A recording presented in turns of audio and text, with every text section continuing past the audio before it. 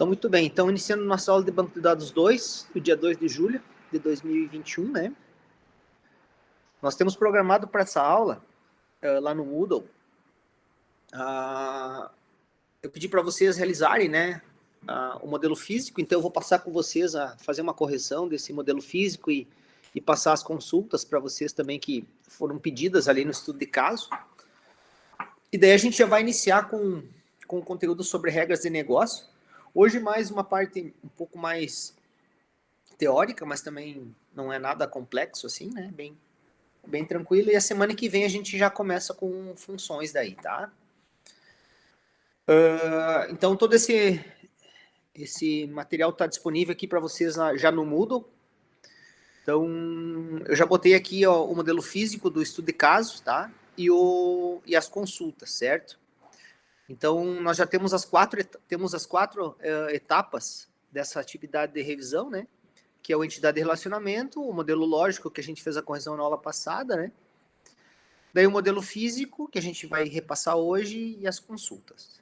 E daí também o material sobre regras de negócio, que a gente vai tá vendo hoje aí, tá? Tranquilo aí?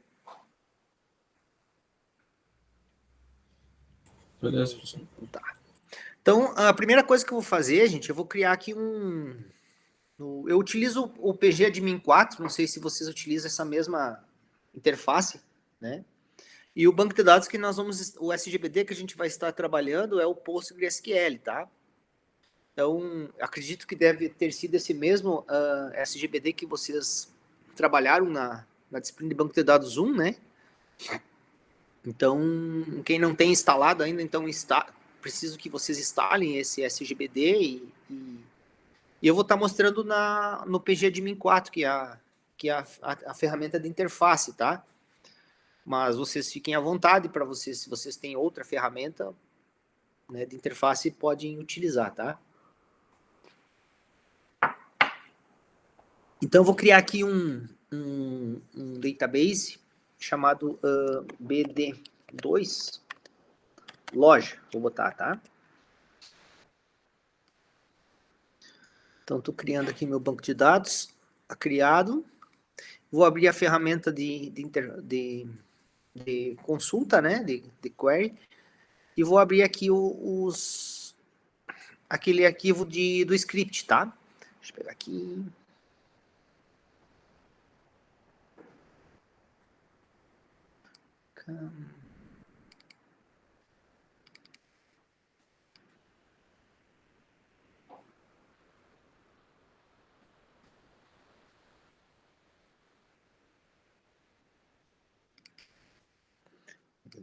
Físico. Então, olha só, gente. Deixa eu só dar aqui.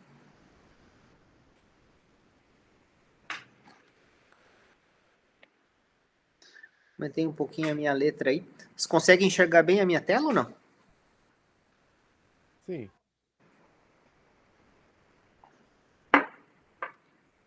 Então, olha só. Deixa eu pegar aqui o nosso modelo lógico aqui. Tá, lógico, estudo de casos. Aqui.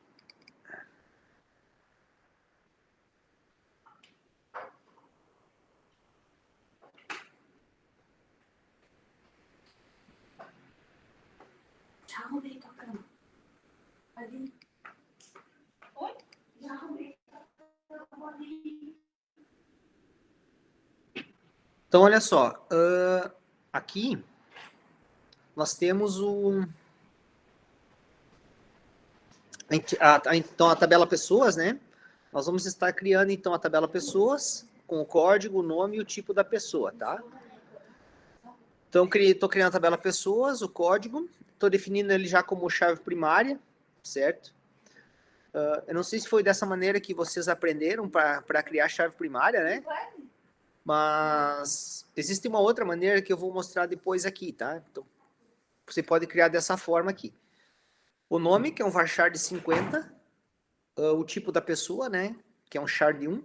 E aqui eu estou utilizando uma cláusula check para fazer a validação para receber. Ele faz uma restrição de integridade de domínio, né? Que eu estou dizendo o seguinte, que o valor para o campo tipo de pessoa, ele vai ser ou F minúsculo ou C minúsculo, certo? Então, eu estou fazendo uma validação que no momento que você fizer uma operação de atualização ali, então, um update ou uma operação de modificação, né? Ou um update ou um insert, ele vai fazer a verificação desses valores aqui através dessa cláusula check, tá? Então, aqui bem tranquilo, né? Gente, se vocês tiverem alguma questão que vocês acham que tem alguma dúvida, vocês podem me interromper, tá? Daí estou criando a tabela de vendas, daí tem o código, a data, daí a condição de pagamento, que eu estou dizendo que é um shard 1. Aqui eu estou mostrando que o check ele pode entrar em qualquer momento do teu script, né? Então, estou validando se a condição de pagamento é V ou P. Estou botando o campo valor total, estou dizendo que é um numeric de 10.2, com que ele é obrigatório, né? Então, ele não pode ter nulo, e o valor padrão é 0, tá? Então, essa cláusula default aqui, ele indica que o valor padrão é 0. Então, se não tiver valor informado, ele vai atribuir 0 para o valor do campo, tá?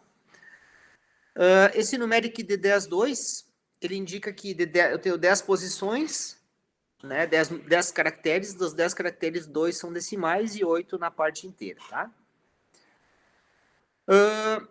Estou criando aqui os campos que são chaves estrangeiras, né? Que são a pessoa funcionário, pessoa cliente e pessoa técnico. Então, que são essas 3 chaves estrangeiras aqui, né? Funcionário, cliente e técnico. Então, eu estou criando pessoa funcionário, estou dizendo que é um integer not null. Aqui, nesse momento, eu não estou fazendo uma referência de chave estrangeira, tá? Eu estou botando pessoa cliente, que é um integer reference pessoas. Então, aqui é uma maneira de criar uma chave estrangeira, criar um atributo de referência, na realidade, tá? E depois eu estou criando a pessoa técnico, certo? Então, tanto a pessoa técnico quanto a pessoa cliente, eles não são obrigatórios, certo? Então, por isso que eu não coloquei aqui a cláusula not null, porque aqui eu estou dizendo que eles são opcionais, tá? Daí eu estou definindo a minha primary key aqui de outra forma, né? Então, minha primary key é código. Estou criando as duas estrangeiras, tá? Então, a pessoa funcionário, que referencia a tabela de pessoas campo código, e estou criando a outra estrangeira, que é a pessoa técnica, que referencia pessoas código, certo? Que mais? Alguma dúvida aqui, gente?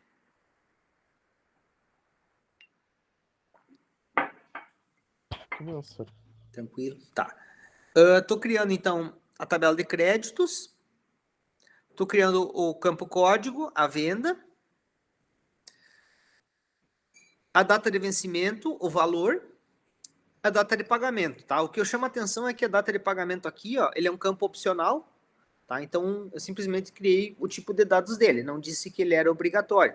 Porque vocês lembram que a nossa data de pagamento é aquele campo que, se ele estiver preenchido, significa que está pago. Se não estiver preenchido, significa que ainda não foi pago, certo?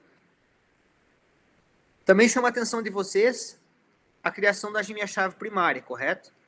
Então, eu tenho aqui uma primária composta. Lembram disso? Deixa eu voltar aqui, que nós conversamos sobre isso, né? Composta por quem? Pelo código e pela venda. E a venda, além de fazer parte da primária, ela também é um campo que é uma chave estrangeira, certo? Então, nesse nosso caso aqui, ó, para mim criar composta, eu informo dentro de uma mesma cláusula da primary key os 2 campos, correto? Ou se tiver mais campos, também você pode colocar. E daí depois eu crio a minha chave estrangeira para o campo venda, né? Então, definindo que a minha venda, além de fazer parte da primária, né, que ele está fazendo parte aqui, ele também é uma chave estrangeira, tá? Quando eu falo para vocês assim, ele é uma chave estrangeira, o que significa para vocês isso? Que ele referencia outra tabela, uma chave primária em outra tabela. Que ele pode, que o valor que eu colocar ali, né, ele tem que ser um valor que exista como sendo uma chave primária em uma outra tabela ou na mesma tabela, correto? No caso do caso seja do o autorrelacionamento. autorrelacionamento, certo? Então, o valor que eu colocar ali, ele vai ter que referenciar um valor que exista como uma chave primária em uma outra tabela ou na mesma, tá? Então, vocês têm que entender isso. Então, é importante vocês fazerem essa definição, né? Daí, depois eu estou criando a tabela de mercadorias, tá? Aqui eu não tenho nada que seja de diferente. Só o estoque que eu deixei aqui como sendo um double precision, tá? Olha só, se ele não tiver valor, vai ficar zero. Quando vai serviço, né? Fica zero, tá? E aqui eu estou criando a tabela vendas mercadorias. Deixa eu só baixar um pouquinho aqui. Na tabela vendas mercadorias, o que tem de diferente aqui, ó? Que eu botei aqui, ó.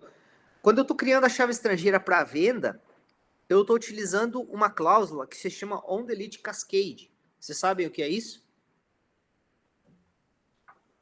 Quando deletar esse valor, vai deletar todas as referências? Ou quando deletar a Isso referência, vai significa o deletar esse quê? valor? Que quando a venda for excluída, se existirem mercadorias daquela venda, elas também vão ser excluídas, correto? Então, o padrão, o valor padrão, o default, é on-delete restrict, correto? Então, se nós não informarmos essa cláusula aqui, o padrão é restrict. Significa o quê? Que eu não posso excluir a venda se existirem mercadorias daquela venda, correto? Ou seja, se existirem referências a ela. Se eu colocar cascade, significa que eu posso excluir a venda e excluir todos os itens da venda, certo? Certo. Existe uma outra opção que se chama on-delete set null, que, caso o campo seja opcional, ele exclui a tabela de referência, o registro de referência, e os registros que estão referenciando ele, eles acabam recebendo os valores, né? Desse campo que está referenciando ele acaba recebendo nulo, tá? Mas isso só vai poder utilizar em casos onde esse campo, que é a chave estrangeira, seja opcional. Tá? No caso, como tem not null aí, não daria pra fazer, né? Isso, como ele é obrigatório, né? Daí não daria para fazer dessa forma. E até porque fica meio estranho, né? Você ter vendas de mercadorias, né? E sem uma venda, né? Então tem que avaliar que situação que é válido esse tipo de cláusula aí, tá? Que mais? Eu acho que é isso. Tá? Então eu vou criar as tabelas aqui para nós termos o nosso banco de dados aí, tá?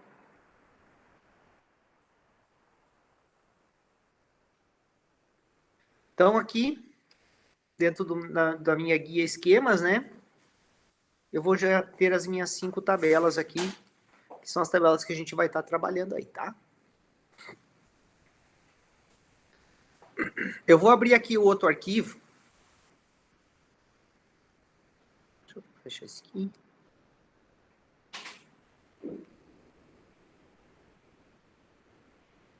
Que é o arquivo das consultas, tá?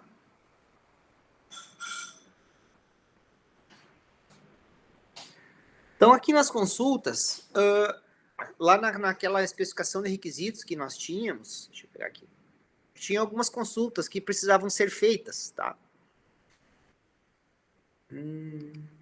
Estudo de caso aqui.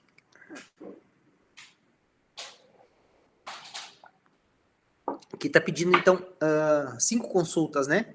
Total de vendas em valores, total de vendas em quantidades, contas a receber, estoque e vendas por cliente, tá? Então, essas consultas esse é o segundo arquivo que eu estou mostrando para vocês, que está disponível aqui no Moodle. Ó. Respostas, consultas, estudo de casos, tá? Então, o primeiro é o modelo físico e o segundo é a resposta das consultas. Então, o que é de diferente aqui, gente? É que essa consulta, ela é uma consulta do tipo agregação, tá? Onde eu estou fazendo uma totalização por tipo da mercadoria, se é produto ou serviço. Eu estou fazendo uma soma do campo valor total, certo? Que eu tenho na tabela vendas mercadorias, correto? Aqui também nós temos uma operação de renomeação, tá? Por exemplo, assim, mercadorias eu estou chamando de M, a tabela de mercadorias, e a tabela vendas mercadorias eu estou chamando de VM. Tá? Então eu estou pegando M.tipo, lá de mercadorias o tipo, e de vendas mercadorias, né, eu estou fazendo a soma do campo que é o valor total, que é esse campo que eu tenho aqui. Ó. Vendas mercadorias. O que é esse campo valor total aqui, gente?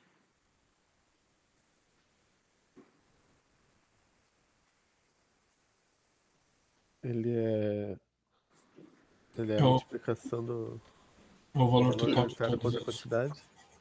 Isso. Na realidade, o valor total ele é o quê? Ele é a quantidade vezes o valor unitário menos o desconto, correto? Então, se eu tenho lá, vendi 2 produtos a R$50, deixa eu botar aqui, ó, imagine só, que a quantidade é 2. Eu vendi 2 produtos a R$50. Quanto que é o meu valor total? É 100, né? Mas eu tenho menos um desconto de 10%. Quanto que vai ser o meu valor total? 90. 90, né? Então vai ser, para mim calcular, então vai ser a quantidade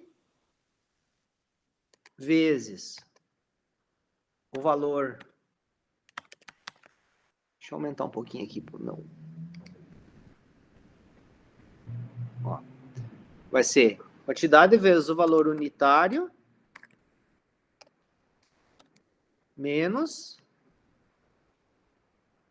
a quantidade vezes o valor unitário Menos o desconto. vezes o desconto dividido por 100. Né? Aqui. Vezes o desconto.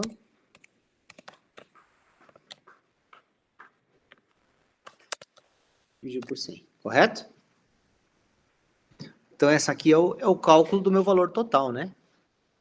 Tá? Por que eu estou fazendo isso, gente? Porque a gente vai fazer isso aí como sendo uma regra de negócio, entender? Toda vez que nós fizermos uma venda de um produto, a gente vai... Só fechar a porta aqui, só um pouquinho.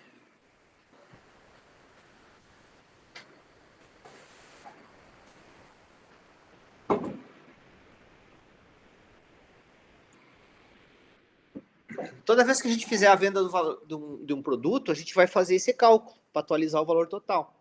Ah, se alterar a quantidade, a gente vai atualizar o valor total.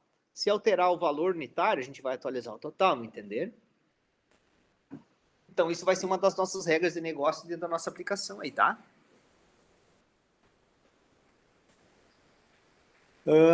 Então, voltando aqui, ó. Então, eu quero... Aqui eu estou fazendo a junção. O que é a junção, gente? Vocês lembram?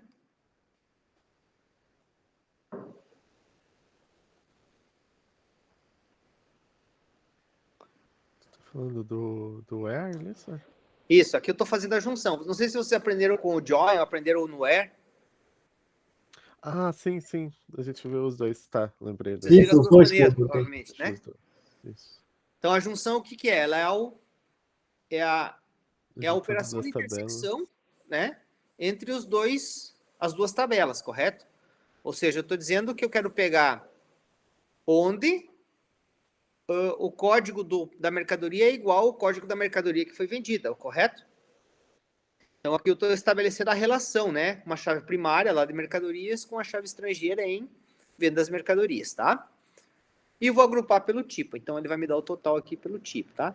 Eu não tenho dados aqui nas minhas tabelas, né? Devia ter gerado, mas ele vai gerar dessa parte.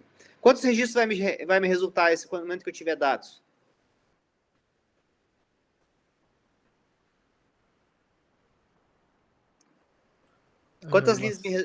Quantos tipos eu tenho de mercadorias? 2, né?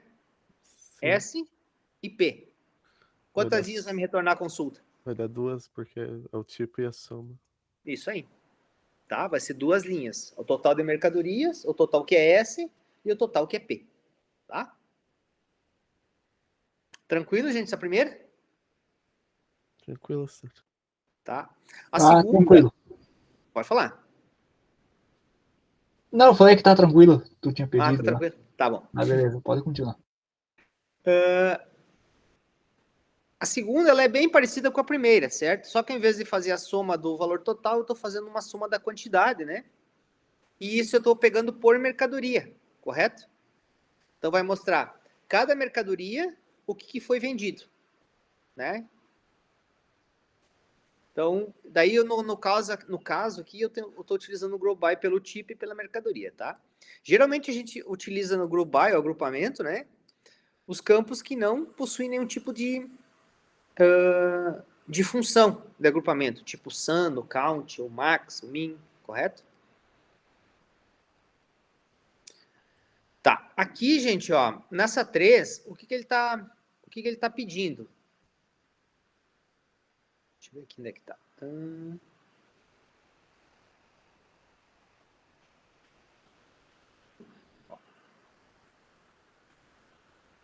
Na 3, contas a receber, recebidas e não, tá? Deixa eu voltar aqui.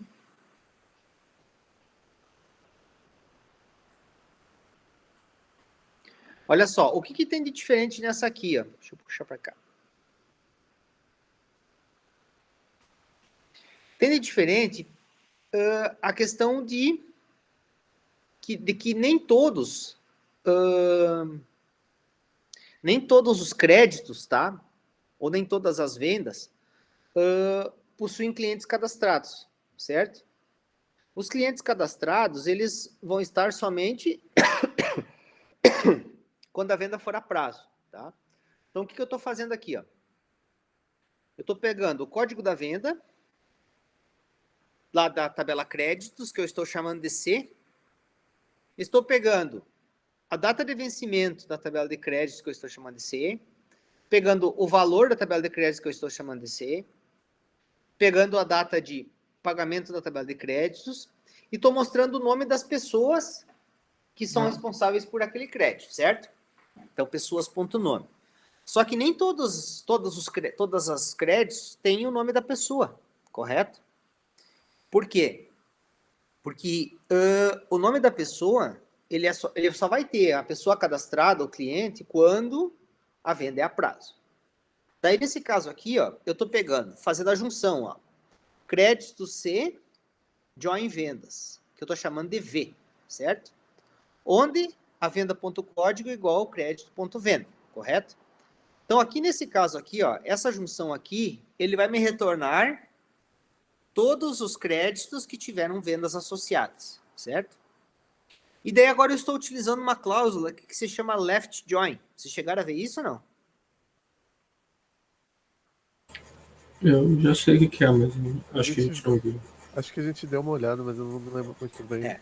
Nós temos o left join, nós temos o join e o right join. O que é o left join? O left join ele é uma operação de diferença, correto? Ou seja, eu quero pegar todos os registros que me resultem dessa associação aqui e associar com aqueles, com pessoas, né? Onde as pessoas.código seja igual a vendas.pessoa cliente, correto? Então, nesse nosso caso aqui, ó, se eu não tiver nenhuma pessoa retornando daqui, ele vai continuar me mostrando esse registro, certo? E somente vai mostrar os registros de pessoas que possuem, onde essa associação seja diferente. Então, esse left join diz o seguinte, ó, retorna todos daqui e os de pessoas, né, no caso o nome da pessoa, onde esse critério aqui é verdadeiro. Então, se eu tivesse lá assim, ó, deixa eu botar aqui no numbers. A pena que eu não botei dados aqui, mas eu acho que fica mais fácil.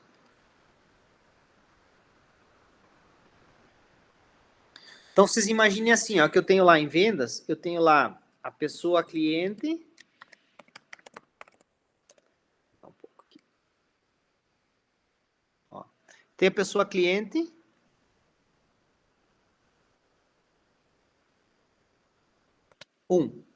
Certo?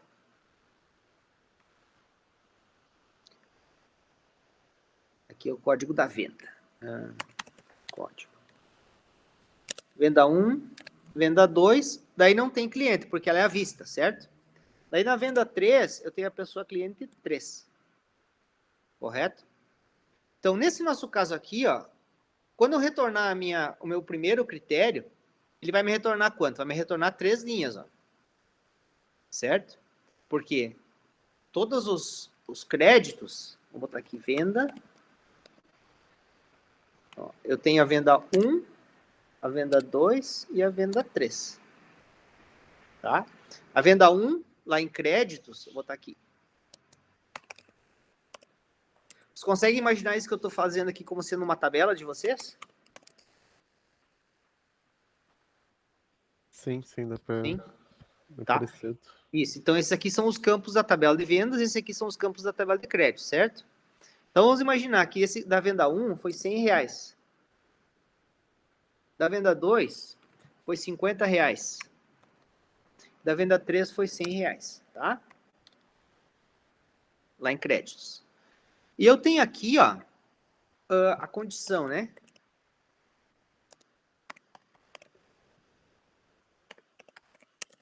A condição de pagamento, tá? Então, nessa aqui, ela é a prazo, essa aqui, ela é a vista, e essa aqui, ela é a prazo. Correto? Mas eu quero, então, eu quero que me retorne, né? Eu quero que me retorne todas essas vendas aqui. O meu valor da venda foi 250.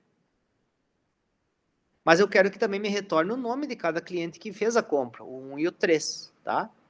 Então, quando eu faço a primeira junção ali, ele vai me retornar esses 3 dados aqui, ó. Desculpa. Vai me retornar esses 3 dados aqui. Porque as 3 vendas tiveram 3 associações. Quando eu faço a segunda junção, ele vai me retornar esse resultado que eu tenho aqui e somente o nome do cliente que possui o código aqui associado, entender? Então, ele vai continuar me retornando os 3 registros, mas daí ele vai me retornar o nome do cliente 1 aqui, que sei lá, que é a Paula. O cliente 2, como da venda 2, como ela não tem cliente, ele vai retornar nulo. E o cliente da venda 3, ele vai me retornar a Maria, entenderam? Então, aquele left join ele proporciona isso. Proporciona trazer todos os resultados da primeira junção e somente os da segunda, onde os campos possuem valor. Nesse caso, ele vai ficar nulo porque realmente não tem o cliente aqui da venda 2. Tá? Então, essa aqui é a terceira função. A terceira consulta, tá? E a quarta, ele quer mostrar o estoque, né? Então, mercadorias.descrição, mercadorias.estoque, from mercadorias, onde o tipo é P, porque eu só tenho estoque em produtos, tá?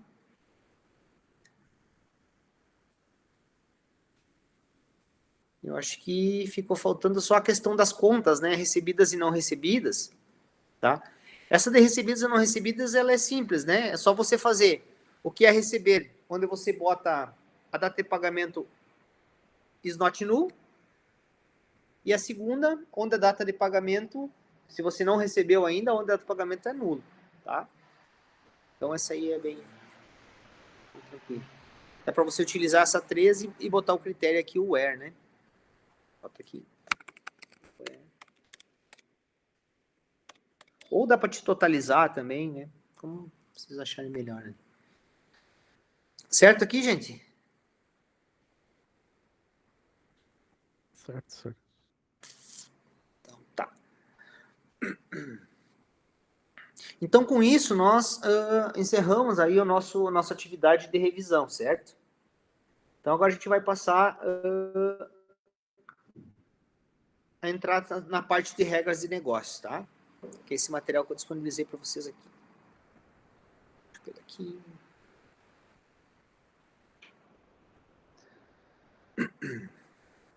Então, olha só, quando a gente fala em regras de negócio, nós temos que pensar como que essa regra de negócio vai ser implementada e o tipo de SGBD que você trabalha, tá? Vocês já ouviram falar em regras de negócio, não? Já. Sim. A frase já. É. Então, olha só, o que seria uma regra de negócio? Tá? Vamos pegar aqui o nosso pegar aqui o nosso modelo lógico aqui, tá?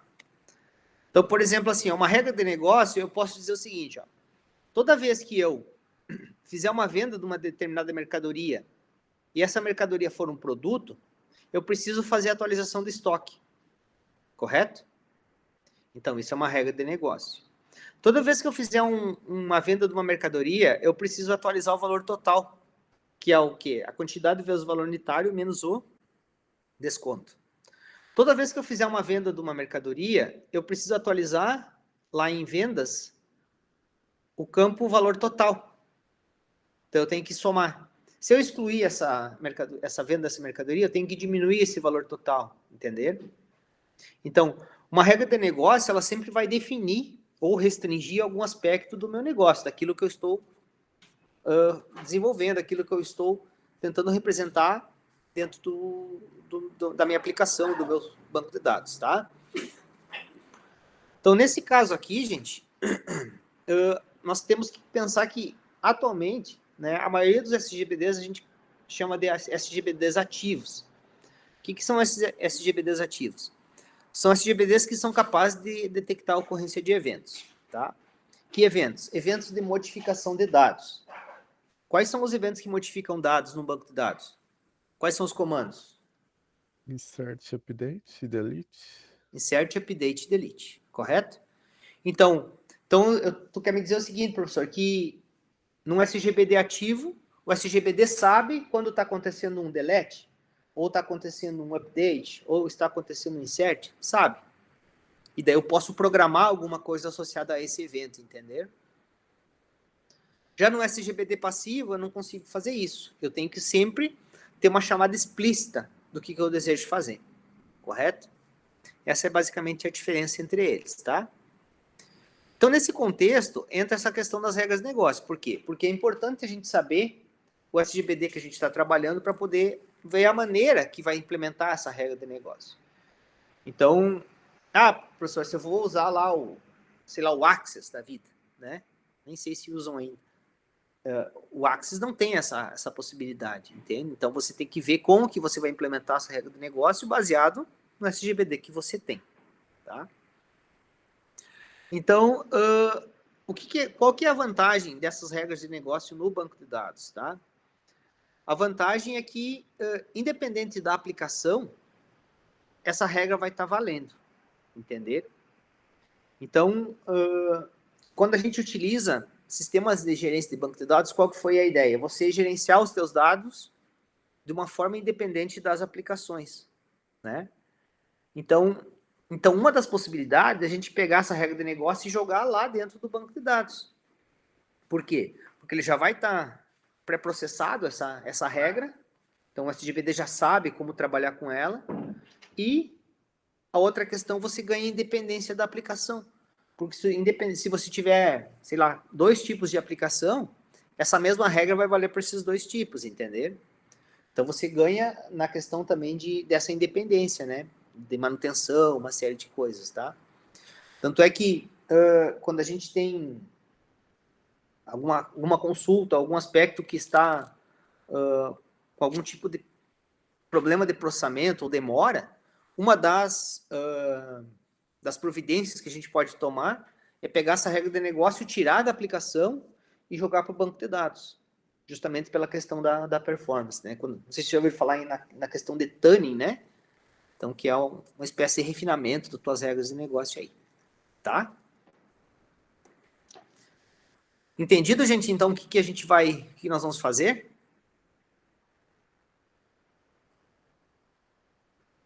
Acho que sim, senhor. Então, o que a gente vai fazer? Em vez de nós programarmos as nossas regras de negócio na aplicação, a gente vai aprender a programar essa regra de negócio dentro do banco de dados. Certo? Então, se vocês entendem qual que é o conceito de regras de negócio, né? Que você está definindo ou restringindo algum aspecto do teu negócio. E você entende que a gente vai... O porquê que a gente programa isso dentro do banco de dados, né? A questão da performance e a questão da independência da aplicação. Certo? E agora a gente precisa entender como que a gente faz isso. Que é o que nós vamos começar a trabalhar a partir da próxima aula. Tá? Então, Beleza, senhor. Na realidade, eu fiz de uma maneira mais simples, né? E tudo isso que está escrito aqui, tá? Então, qual que é a ideia? A ideia é que antigamente a gente tinha assim, a gente tinha aplicação e tinha aqui o gerenciamento do nosso banco de dados. Então, a ideia é que nós tenhamos uma outra camada abstrata aqui, entender? Que é uma camada de gerenciamento das regras. Né? Então, no momento que você vai desenvolver a tua aplicação lá, você vai pensar que você tem uma outra camada que você também tem que gerenciar, né? Que é essa camada das regras de negócio, tá? Ah, professor, mas eu não quero fazer no banco de dados. Eu preciso fazer isso? Preciso, tu vai ter que fazer na tua aplicação. Lá no teu Java, no teu PHP, no teu Python, onde você tiver, na linguagem que você estiver utilizando, você vai ter que gerenciar essa regra, certo? O que mais aqui? Deixa eu ver. Tá. Então, olha só. Como que a gente vai fazer essas implementações, tá? Existem duas maneiras de fazer isso. Uma através de gatilhos, ou triggers, e a outra através de funções, ou procedimentos, tá? Dependendo do SGBD que tu trabalha, alguns trabalham com procedimentos, que a gente chama de store procedures, né? E outros trabalham com funções. No caso do Postgres, a gente trabalha com funções, certo? Mas, vamos botar assim, a semântica tanto de procedimentos quanto de funções é a mesma, tá? Eles têm a mesma função, né? O que diferencia os gatilhos dos procedimentos ou funções? Que o gatilho, ele é disparado automaticamente pelo SGBD. Então, a partir do momento que acontecer um evento de modificação de dados, insert, delete ou update, o gatilho é disparado. E daí eu posso associar uma regra de negócio a isso, entenderam? Então, toda vez que eu fizer um insert numa tabela, eu atualizo o estoque. Toda vez que eu fizer um insert numa tabela, eu gero o código da tabela, entenderam? Toda vez que eu apagar, eu preciso retornar o estoque. E já as funções, não. As funções eu preciso de uma chamada explícita. Eu preciso dizer assim, ó, eu quero executar tal função. Então, dentro de um select lá, por exemplo, eu quero executar uma função onde eu vou passar a data de nascimento e vai me retornar a idade do aluno ou da pessoa, entender? Então, a função precisa de uma chamada. E já o gatilho, não. O gatilho ele pode estar associado a algum desses 3 eventos de modificação de dados. Entendido aí, gente? Sim, entendi. Tá? Então, o que nós vimos até agora? Ó? O que são regras de negócio? Certo? O que são regras de negócio? Como que essas regras de negócio são implementadas? Por que elas são implementadas no SGBD, ao invés da aplicação? Né? Quais as vantagens? A questão da performance e a independência da aplicação. Né? E nós vimos que existem 2 maneiras de implementar as regras de negócio. Tá? Uma através de gatilhos, no banco de dados a gente está falando. E outra que vai ser através de funções. Ou procedimentos, é a mesma coisa. Tá? E qual que é a diferença entre gatilhos e procedimentos? Que o gatilho ele é disparado automaticamente pelo SGBD quando acontecer algum evento de modificação de dados. E as funções elas precisam de uma chamada explícita, certo? Bom, quando você está fazendo o projeto do desenvolvimento de uma aplicação, você pode especificar essas regras, né? É até ideal, porque provavelmente vocês vão estar utilizando alguma ferramenta de projeto, né? E ali você vai ter um momento que você vai dizer, ó, essa regra está sendo implementada dentro do SGBD, essa regra está sendo implementada dentro do SGBD. Você vai caracterizar essa regra, quais são as tabelas, quais são os campos, você vai fazer uma descrição de como que é feito isso, né? Você vai dizer como que você vai implementar isso, se é com gatilhos ou se é com funções, tá? Até para ficar documentado para que outras pessoas, né, que venham porventura depois fazer uma manutenção dessa aplicação, eles saibam como que está estruturada a aplicação de vocês, tá? Então aqui tem um exemplo de como se pode fazer isso, tá? Então, olha só, como é que vocês imaginam, né? Eu não sei se vocês já chegaram a desenvolver alguma coisa com banco de dados já ou não. Ainda nada. Poucas Ainda não, coisas, tá? Só por PHP. Isso. Mas ainda, muito, acho que nesse semestre vocês começam a desenvolver alguma coisa com banco de dados, se não me engano. Né? Então, olha só, como que a gente faz aqui, ó, essa questão do SQL embutido, tá? Quando a gente tem uma aplicação, geralmente ela tem essa arquitetura aqui, ó, onde a gente tem lá o banco de dados que vocês criaram, por exemplo, o nosso banco de dados da loja de informática. A gente tem um SGBD, que é o PostgreSQL que está gerenciando esse banco de dados para nós, tá? E daí a gente tem as nossas aplicações numa outra camada aqui, ó, correto? Então, tem uma aplicação em Java, tem uma aplicação em PHP, eu tenho a nossa IDE aqui do PGAdmin, certo? Então, o que é necessário?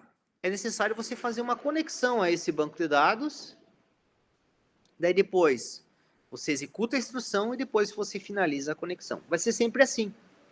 Então, se vocês estão desenvolvendo uma aplicação lá em Java, vocês querem fazer um insert numa tabela do banco de dados, certo? Então, você vai fazer a conexão com o banco de dados, você vai executar a instrução lá do insert e depois você vai finalizar essa conexão, entender? Quando vocês entram no PGAdmin, da mesma forma, vocês fazem uma conexão lá com o banco de dados de vocês, com o SGBD, né? E daí vocês vão fazer a conexão com a tabela lá e pegar os dados que vocês desejam.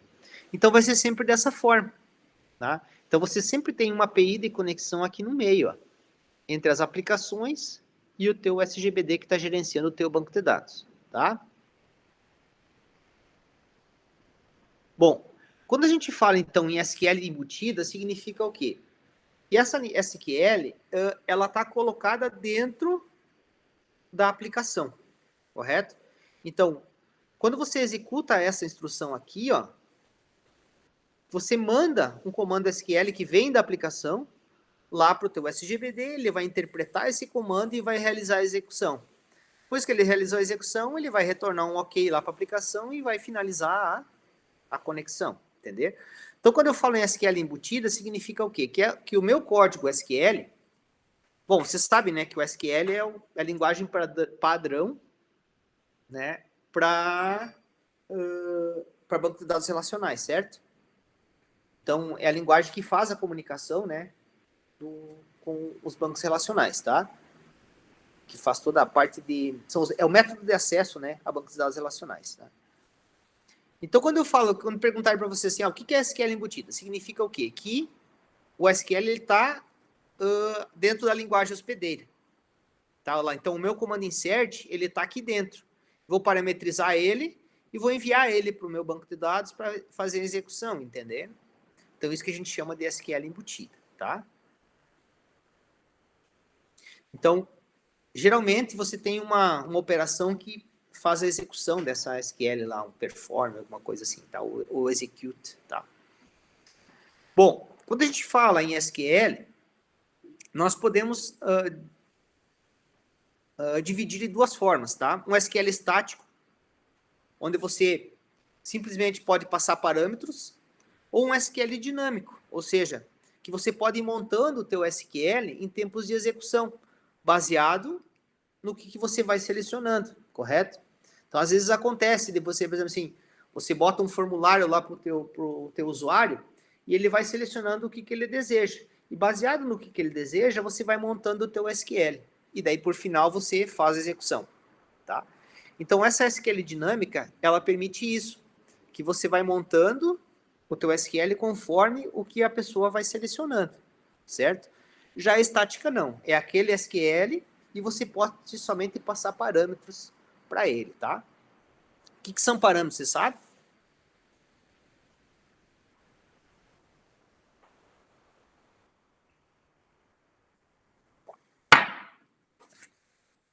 Estão ainda aí ou não? Estamos aqui, senhor. O que são parâmetros? Desculpa? O que são parâmetros? Parâmetros são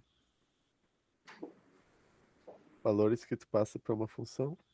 Isso, então, são valores que você passa para, no caso aqui, né, para funções, certo? Daí ele vai poder utilizar esse valor dentro da função de alguma forma, correto? Então, eu posso ter parâmetros de entrada e posso ter parâmetros de saída, tá? Então, esses parâmetros, eles podem também ser de entrada e saída. A gente vai ver depois isso aí quando nós formos trabalhar com funções daí, tá? Então, é diferente você montar o SQL em tempo de execução ou você somente passar parâmetros, né? Que são valores que vão ser utilizados lá. A ideia de você passar parâmetros é que você possa deixar genérica aquela tua instrução, né? Independente do valor, você vai passando o parâmetro, tá? Desculpa, independente do... você vai passando o parâmetro independente do valor, né? Então, quero pegar todas as pessoas do país 1. Quero pegar todas as pessoas do país 2. Então, o parâmetro para o país, né? Eu posso criar um parâmetro para o país. Daí, conforme o valor que eu passar, ele vai executar aquela instrução daí. Certo? Certo.